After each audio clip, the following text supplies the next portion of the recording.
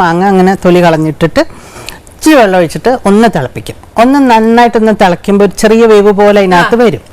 അതിനകത്തേക്ക് നല്ലപോലെ ശർക്കര പാനി അങ്ങോട്ട് ഒഴിക്കും. ശർക്കര പാനിയും ഈ മാങ്ങയും കൂടി ഇങ്ങനെ വഴണ്ട പോലെ ഇങ്ങനെ വഴറ്റി ഇങ്ങനെ ഇടും. എന്നിട്ട് അതിൽ കുറച്ച് നെയ്യ് ഒഴിക്കണം. അപ്പോൾ ആ നെയ്യിൻ്റെ മണം അതിലോട്ട് അങ്ങോട്ട് പിടിക്കും, ഈ മാങ്ങയിലോട്ട്. ഇതിലേക്ക് വേണം നമ്മൾ കുറച്ച് തേങ്ങ, ഒരു പിടി തേങ്ങ, 4 മാങ്ങയുള്ളെങ്കിൽ ഒരു പിടി തേങ്ങ, കുറച്ച് തൈര്, കുറച്ച് മഞ്ഞൾപ്പൊടി, കുറച്ച് മുളക് പൊടി, ഇത്രയും മാത്രം. ചുമ്മാ ഉള്ളി ഇഞ്ചി ഒന്നും കൊണ്ടിടരുത്.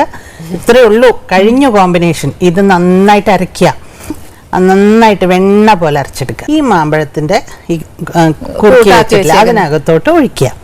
എന്നിട്ട് പ്രത്യേകം ശ്രദ്ധിക്കേണ്ടത് കടുക്, മുളക്, ഉലുവ നെയ്യിൽ തന്നെ വറക്കണം, വെളിച്ചെണ്ണയിലൊന്നും വറക്കരുത്. വെളിച്ചെണ്ണയിലൊക്കെ വറുത്തത് സാധാരണ പുളിശ്ശേരിയായി പോകും. പോലെ ഇരിക്കണം, കുറുകിയ പോലെ ഇരിക്കും, പാത്രത്തിൽ ഇങ്ങനെ കുറുകിയ പോലെ.